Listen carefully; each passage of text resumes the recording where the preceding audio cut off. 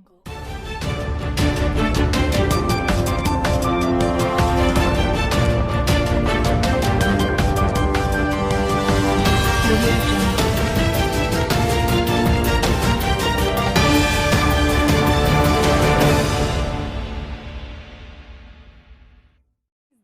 वाली शाम में आप सभी का बहुत स्वागत है। तालियों के साथ अभिनंदन कीजिए।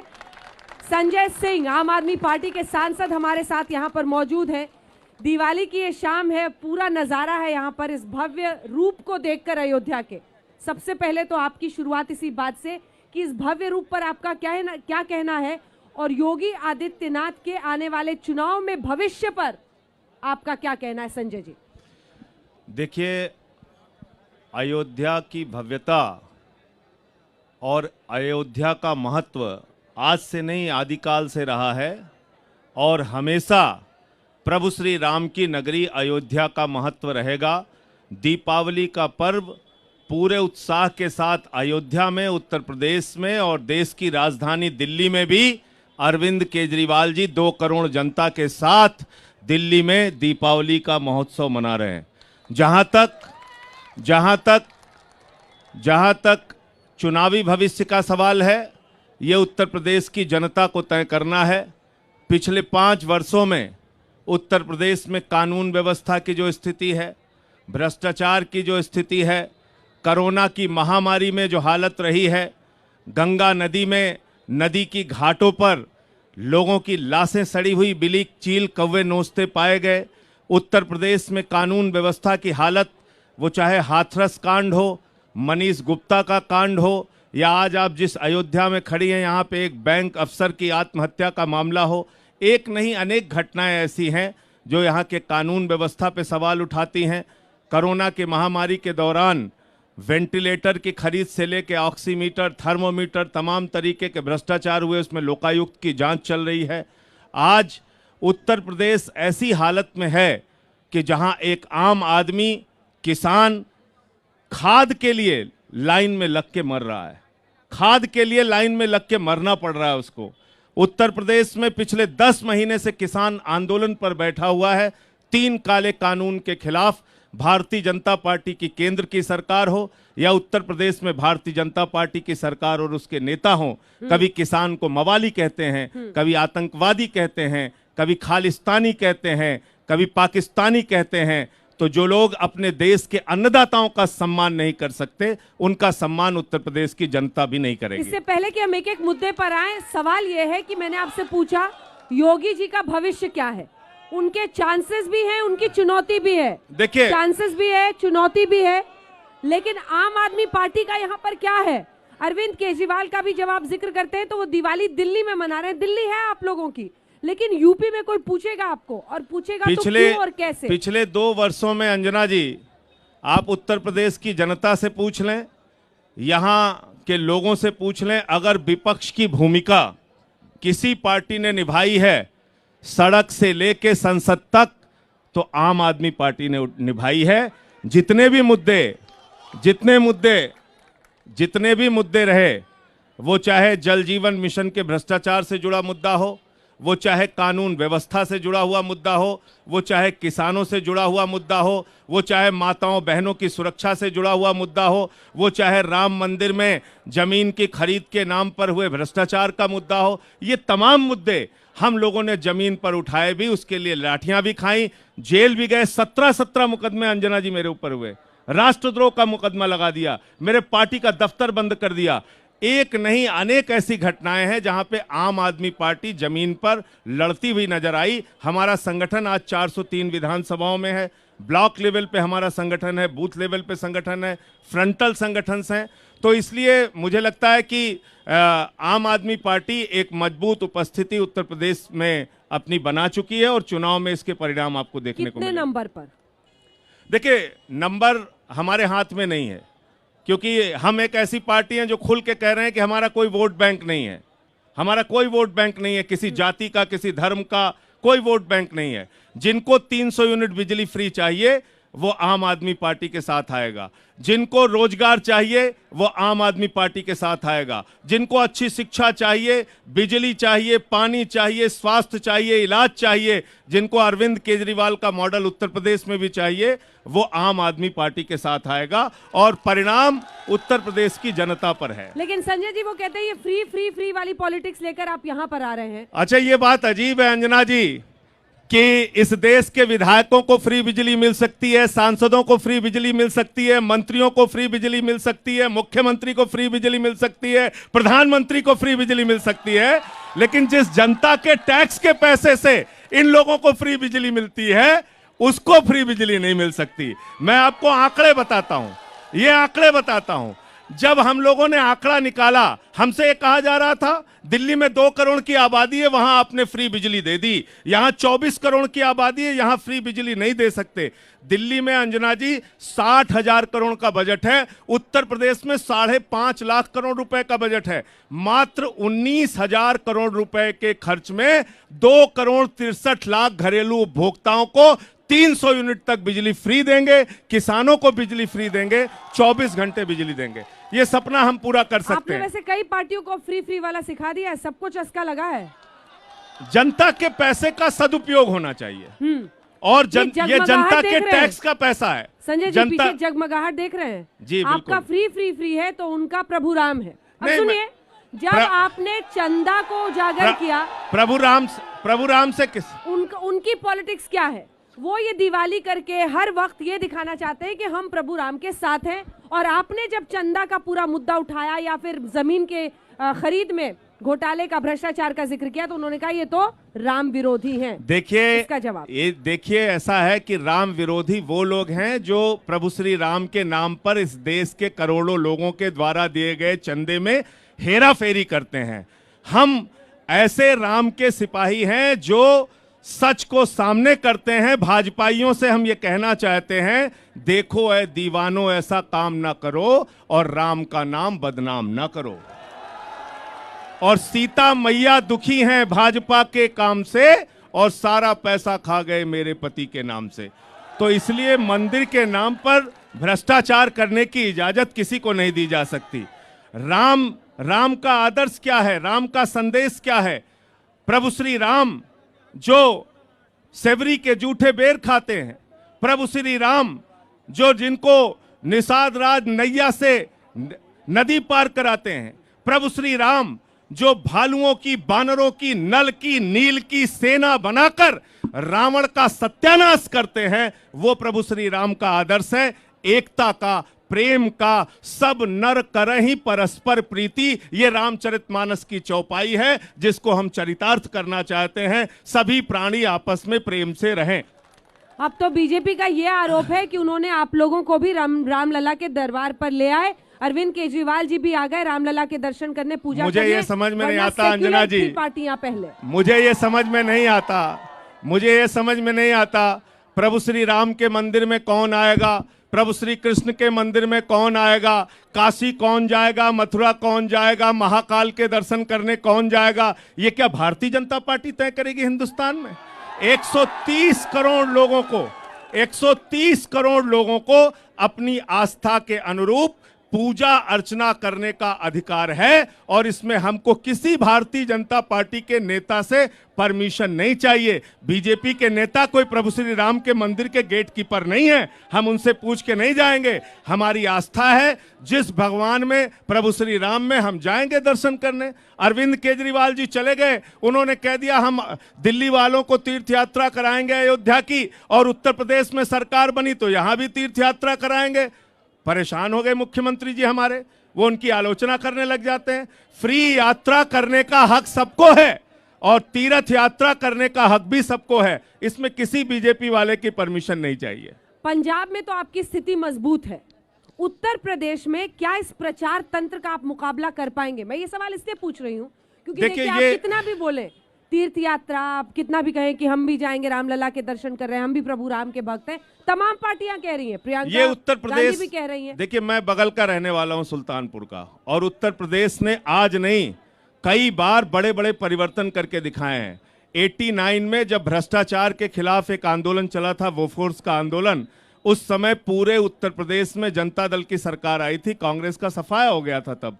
यहां की जनता के विवेक पर हम छोड़ देते हैं। हम अपनी ओर से कोई दावा नहीं कर रहे हैं। हम तो 300 यूनिट बिजली फ्री की बात कर रहे हैं, हम तो रोजगार देने की बात कर रहे हैं, हम शिक्षा देने की, इलाज देने की बात कर रहे हैं, हम अच्छी कानून व्यवस्था देने की बात कर रहे हैं। अंजना जी सोचिए, देश के गृह मंत्री महोदय आते हैं, वो कहते हैं 16 साल की लड़की रात में 12 बजे गहने से लदकर घूम सकती है। ये हमारे घाव पर नमक छिड़क रहे हैं आप। मैं तो कह रहा हूं गृह मंत्री जी से, यहां की महिलाओं को रात को 12 बजे घूमने की सलाह आप मत दीजिए। आप स्वयं अगर गहना पहन के बगैर सुरक्षा के रात में 12 बजे घूम लीजिए गृह मंत्री जी, क्या होगा आपके साथ पता नहीं। ये हालत है यहां कानून व्यवस्था की। उनकी खुद की राष्ट्रीय उपाध्यक्ष बेबी रानी मौर्य जी ने कहा 5 बजे के शाम के बाद महिलाएं थाने में ना जाएं। ये उनकी पार्टी के नेता बोल रहे हैं।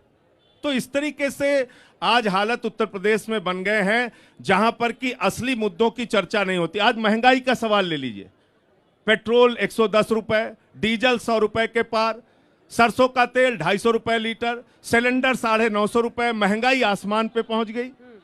अशिक्षा की हालत देख लीजिए, बेरोजगारी की हालत देख लीजिए। आज अभी मैं मिल के आ रहा हूं, 85 दिन से हमारी एक बहन शिखा पाल, वो लखनऊ में जहां पे पूरी सरकार बैठी है, शिक्षक भर्ती के सवाल को लेकर 85 दिन से टंकी पर बैठी हुई है, पानी की टंकी पर बैठी हुई है। कोई उससे बात करने के लिए तैयार नहीं। उनको लाठियों से पीटते हैं, उठा के जेल में डालते हैं। ये नौजवान जो वोट देके बीजेपी को 325 सीटें देता है, ये लाठी खाने के लिए बना है। इसके हाथ को रोजगार नहीं चाहिए, इसको काम नहीं चाहिए।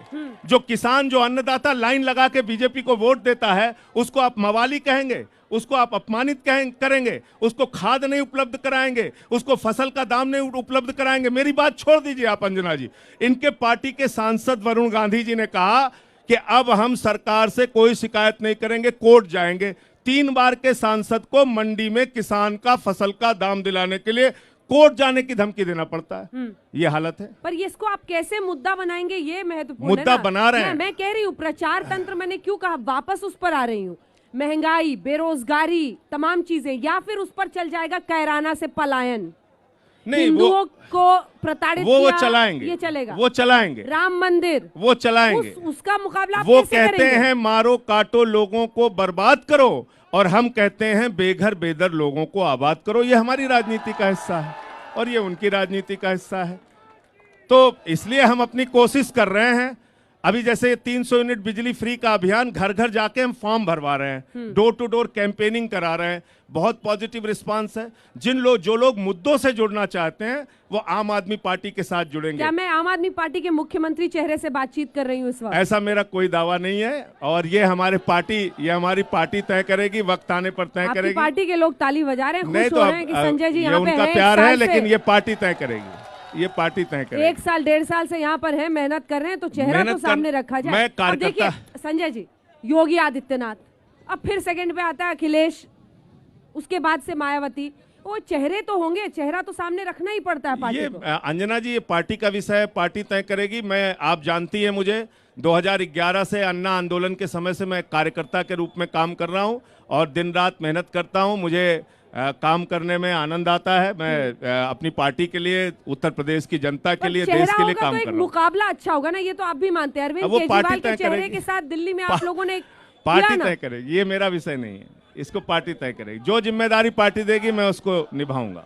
देखिए, एक ही दो ऐसे सवाल होते हैं जिस पर संजय जी, जिसमें संजय जी 1 या 2 लाइन बोलकर चुप हो जाते हैं और अगला सवाल करने का मौका मिल जाता है। उनमें से एक यही है। इंतजार रहेगा आपको पार्टी की तरफ से कुछ कहा जाए इस पर। लेकिन एक फायदा तो होता ही है। मैं, छोड़ दीजिए संजय सिंह बने ना बने, अखिलेश यादव एक चेहरा है ना, वो उन्होंने स्थापित किया अपने आप को, मायावती और योगी आदित्यनाथ। तो एक चेहरा मिलने से पार्टी को फायदा होता है, क्योंकि आपको तो ग्रास रूट लेवल से यहाँ पर काम करना है। ठीक बात है, लेकिन बड़ा राज्य है ये। लेकिन हर पार्टी का, हर संगठन का एक तरीका होता है। तो हमारे पार्टी का राष्ट्रीय नेतृत्व तय करेगा उत्तर प्रदेश में कौन चेहरा होगा, नहीं होगा। इसके बारे में ये मेरा विषय नहीं है। मुझसे जुड़े हुए जो भी सवाल आप पूछेंगे उसका जवाब मैं आपको तुरंत चलिए, आपके प्रचार लिस्ट में जो आज हर पार्टी बनाती है ना, स्टार प्रचारक कौन कौन है? स्टार प्रचारक, क्योंकि अरविंद जी को तो हमने देखा वो यहाँ आए, और कौन कौन है? मनीष सिसोदिया जी भी आए उत्तर प्रदेश, उत्तर प्रदेश के अंदर हमारे जो विधायक दिल्ली में जीते हैं उसमें से आपको मैं बता दूं, ये आपके चैनल के दर्शकों की जानकारी के लिए भी है, 17 विधायक उत्तर प्रदेश के हैं जो इस समय जीते हुए हैं दिल्ली में। 17 विधायक जिनका यहाँ से रिश्ता है, नाता है, वो सब अपने अपने क्षेत्रों में प्रचार में लगेंगे। यहाँ पर उत्तर प्रदेश के अंदर जो हमारी पार्टी के अलग अलग फ्रंटल के जो पदाधिकारी हैं वो प्रचार में लगे हुए हैं। दिलीप पांडे जी लगातार हैं, हमारे सभाजीत सिंह जी प्रदेश अध्यक्ष हैं वो हैं, तमाम हमारे जितने पदाधिकारी हैं वो लगातार यहाँ सक्रिय हैं और काम कर रहे हैं। लखीमपुर खीरी पर अब जरा आते हैं। प्रियंका वाड्रा गांधी भी हिरासत में ली गई, आप भी लिए गए, क्या लगता है उसका एक बैकलैश होगा इस सरकार पर, या फिर उसको उन्होंने ठीक से टैकल कर लिया ना सर? अल्टीमेटली एसआईटी जांच कर रही है, वो परिवार मान गए अपने तरीके से, वो बहुत ही पीड़ादायक और दुख देने वाली घटना है। उसको जितना याद करेंगे उतना तकलीफ होगी अंदर से। आप बताइए, आजादी के 75 साल के बाद क्या कोई सपने में भी सोच सकता है कि कीड़े मकोड़े की तरह मंत्री की गाड़ी इस देश के अन्नदाताओं को कुचल के मार दे? कभी सपने में भी कोई सोच सकता है? जो दृश्य सामने आया उसको कभी देखने के बाद कभी ऐसा लग सकता है कि वास्तव में आजाद भारत में इसकी कोई कल्पना कर सकता है? कुचल के मार दिया गया अंजना जी, और उसमें सुप्रीम कोर्ट की फटकार लगती है, उसके बाद कार्रवाई होती है। कार्रवाई अपने मन से सरकार नहीं करती, लेकिन जब सुप्रीम कोर्ट की फटकार लगती है तब मंत्री के बेटे की गिरफ्तारी होती है, और मंत्री पे आज तक कार्रवाई नहीं हुई। मंत्री जी बयान देते हैं, क्या बयान है उनका अंजना जी? वो कहते हैं मेरा इतिहास पता कर लेना, मैं सांसद विधायक मंत्री तो बाद में हूं, पहले क्या था पता कर लेना, 2 मिनट के अंदर ठीक कर दूंगा। ये मंत्री जी बोल रहे हैं, ये मंत्री की भाषा है, लेकिन देश के गृह राज्य मंत्री की भाषा है, और आज तक वो गृह राज्य मंत्री बने हैं देश के। उन पे कार्रवाई नहीं करनी चाहिए? हमारे प्रधानमंत्री जी को बिल्कुल कार्रवाई करनी चाहिए। और आज मैं आपको बता दूं, दुर्भाग्य से ऐसी व्यवस्था चल रही है जिसमें असली मुद्दे पीछे हो जाते हैं। 22-22 दिन तक, 25-25 दिन तक एक नकली मुद्दे पे चर्चा होती रहती है। आप मुझे बताइए, इस देश की 6 लाख करोड़ की संपत्ति बेचने की योजना केंद्र सरकार बना रही है। रेल बेच रहे हैं, सेल बेच रहे हैं, बीपीसीएल बेच रहे हैं, कोल बेच रहे हैं, सड़क बेच रहे हैं, बिजली बेच रहे हैं, पानी बेच रहे हैं, एलआईसी बेच रहे हैं, बैंक बेच रहे हैं, पूरा हिंदुस्तान बेच रहे हैं। उस पर कहीं कोई चर्चा नहीं, महंगाई पे चर्चा नहीं, अशिक्षा पे चर्चा नहीं, बेरोजगारी पे चर्चा नहीं। तो हमारी असली मुद्दों पे चुनाव में अगर चर्चा हो तो मैं समझता हूं भारतीय जनता पार्टी के खिलाफ लोग वोट देंगे, और आप देखिएगा परिणाम क्या है। वो बार बार ये कहते हैं कि अगर किसानों पर जो गाड़ी चली उसके लिए उन लोगों को, दोषियों को पकड़ा गया, तो दूसरी तरफ जिन लोगों को दिन दहाड़े पीट कर वहां पर मारा गया उसके खिलाफ विपक्षी पार्टियां क्यों नहीं बोलती हैं? देखिए, ऐसा है, दिन दहाड़े लिंचिंग हुई है, उनके खिलाफ एक्शन होना चाहिए। आप एक चीज मुझे बताइए, एक मॉब के ऊपर गाड़ी चढ़ा के कुचल के उसको मार दिया जाए, ये कहीं से कोई क्षम्य है? कहीं कोई इसको बर्दाश्त कर पाएगा क्या? किसी सभ्य समाज में कौन इसकी वकालत करेगा? कौन इसके समर्थन में खड़ा होगा कि एक गाड़ियों का काफिला आता है और रौंद के किसानों को चला जाता है? क्या जरूरत थी? वो किसान तो शांतिपूर्ण झंडा लेके अपना आगे जा रहे थे, और उनको कुचल के आप मार के चले जा रहे हैं। जिनको मारा गया उनकी निंदा करते हैं कि नहीं आप? उनके खिलाफ कार्रवाई होना चाहिए। बिल्कुल, कानून वो अपने हिसाब से काम करेगा। देखिए, आम आदमी पार्टी का पंजाब दिल्ली बॉर्डर पर जो किसानों का आंदोलन है से लेकर लखीमपुर खीरी, किसानों के मुद्दों को आप लोग सामने आकर उठा रहे हैं। मेरा सवाल यह है कि वहां तो गाजीपुर बॉर्डर से भी अब उन्हें हटा दिया जा रहा है, तो जो परिस्थिति थी कि चुनावों से पहले, यूपी के चुनाव से पहले उसका असर होगा, क्या सरकार उसको हैंडल करने में कामयाब हो जाएगी? देखिए अंजना जी, आपको याद होगा जब ये बिल पार्लियामेंट में आया था, उसी दिन मैंने कहा था कि ये बिल हिंदुस्तान के किसानों के मौत पर हस्ताक्षर है सरकार का। और ये बात मैंने इसलिए कही थी कि आपने इस कानून के अंदर अनलिमिटेड स्टोरेज की छूट दे दी, यानी आपके पूंजीपति मित्र जितना चाहे गेहूं, जितना चाहे चावल, जितना चाहे आलू, जितना चाहे सब्जी, जितना चाहे गन्ना, वो स्टोर कर सकते हैं। इसका मतलब क्या हुआ? सस्ते में किसान से अनाज खरीदा जाएगा, उसको बड़े बड़े स्टोरेज में रखा जाएगा, और जब बाजार में उसकी कमी हो जाएगी तो महंगे दामों में बेचा जाएगा। यानी काला बाजारी, महंगाई और जमाखोरी को वैधता प्रदान करता है ये बिल नंबर 1। दूसरा, आपने इसमें बड़े बड़े कॉन्ट्रैक्ट फार्मिंग के लिए खेत लेने की छूट दे दी, हजारों एकड़ जमीन किसानों से ली जाएगी। ये नई जमींदारी प्रथा को हिंदुस्तान में जन्म देने की कार्रवाई है। जब आप किसानों से जमीन 5,000 एकड़ ले लेंगे, उसकी मेड़ तोड़ देंगे, उसको तार से घिरवा देंगे, बाहर सिक्योरिटी गार्ड खड़ा हो जाएगा अडानी का, और जो मन में आए वो पैदावार करेंगे। 5 साल का 3 साल का जो भी आपका कॉन्ट्रैक्ट होगा, जमीन जब आप वापस लेने जाएंगे, आप कहेंगे हमारी मेड़ यहां थी, वो कहेंगे यहां तो नाला बना है। आप कहेंगे हमारी मेड़ यहां थी, वो कहेंगे यहां तो कोल्ड स्टोरेज बना हुआ है। तो ये जमीनों को भी अधिग्रहित करने की एक योजना है, पूंजीपतियों के हवाले इस देश के किसानों की जमीन देने की मेरा योजना। सवाल क्या था सर, मैं तो ये पूछ रही हूँ कि क्या धीरे धीरे सरकार हर जगह इनको अगर वहां बॉर्डर से वहां से भी हटाने में कामयाब वो हो रही नहीं है, कामयाब हो क्या पाएंगे इस क्या बार। ये दबाव चुनाव तक रहेगा? अंजना जी, 10 महीने तक अगर किसान सड़कों पर है तो आप ये मान के चलिए कि जब तक ये काला कानून वापस नहीं हो जाता तब तक वो लोग वापस जाने वाले नहीं है। ये तो काला कानून वापस होगा तभी किसान वापस जाएंगे, इसके पहले नहीं जाएंगे। अब मैं जरा प्रियंका वाड्रा गांधी और कांग्रेस पार्टी जिस तरह की रणनीति अपना रही, क्योंकि अब कांग्रेस के लिए भी वही हाल है, उनको यहाँ पर नए सिरे से सब कुछ स्थापित करना है। 40% आरक्षण वो टिकटों में महिलाओं को दे रहे हैं, आप लोग ऐसा क्यों नहीं करते? तो मैं ये तो हमने कांग्रेस बीजेपी पार्टी से भी पूछा है, सबसे पूछा। भाई मेरी पार्टी, हम लोगों की पार्टी तो मान लीजिए 2012 में बनी अंजना जी। कांग्रेस पार्टी तो 125 साल पुरानी पार्टी है। 50 साल उन्होंने राज किया और 15-16 साल भारतीय जनता पार्टी ने राज किया।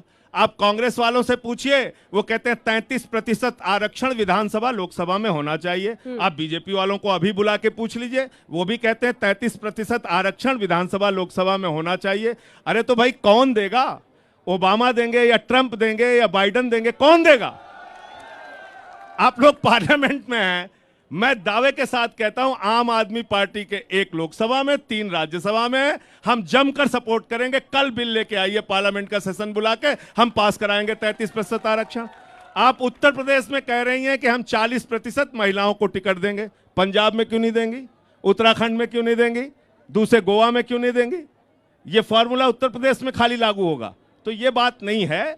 अगर वास्तव में इन पॉलिटिकल पार्टीज की मंशा साफ है तो मैं आपको कहना चाहता हूं 33% महिला आरक्षण का बिल सालों साल से पेंडिंग पड़ा हुआ है, उस पर राजनीति हो रही है। आप पार्लियामेंट का सेशन होने जा रहा है, लेके आइए। दोनों पार्टियां अगर सपोर्ट कर रही हैं, इनकी नीयत साफ है, तो उत्तर प्रदेश के विधानसभा के चुनाव के पहले ही 33% आरक्षण कर दीजिए, हम उसका समर्थन करेंगे।